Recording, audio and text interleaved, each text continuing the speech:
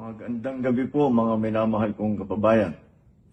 Ako'y nais magbigay ng isang statement tungkol sa mga pangyayari sa Senado ngayong gabing ito.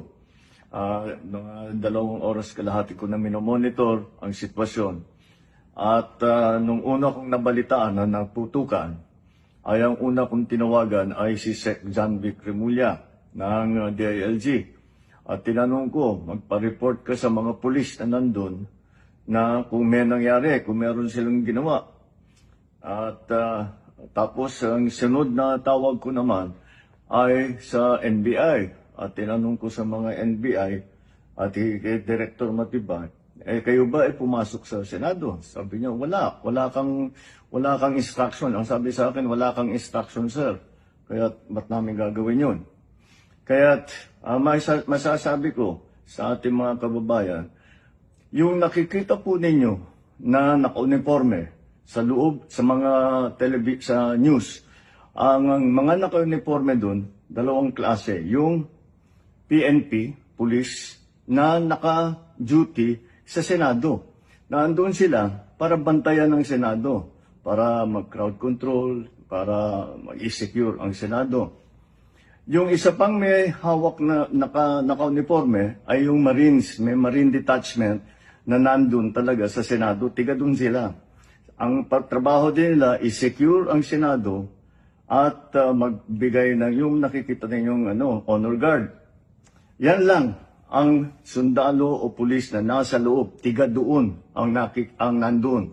Yung isa pang nakita ninyong grupo na kasibilyan at may hawak ng mga mahaba, mga usayon, yun naman sa Sergeant at Arms ng Senado.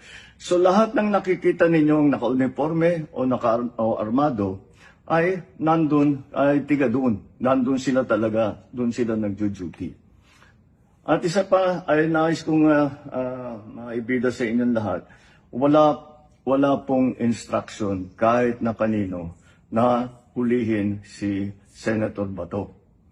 At ang nangyari, ang NBI, sinabihan ko nung lumabas yung resolution ng Supreme Court, mga 4:00 yung kaninang hapon, ay sinabi ko, umalis na kayo dyan. Nag-comply naman sila. Kaya nung kausap ko si Director Matibag, sabi niya walang NBI doon, nandito lahat kami sa opisina.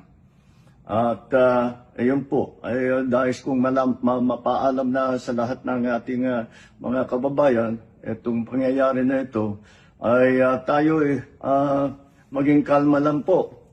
Nakausap ko na si Senate President Alan Cayetano at nag-agree kami. We agree that the thing to do now is to tell our people all to calm down.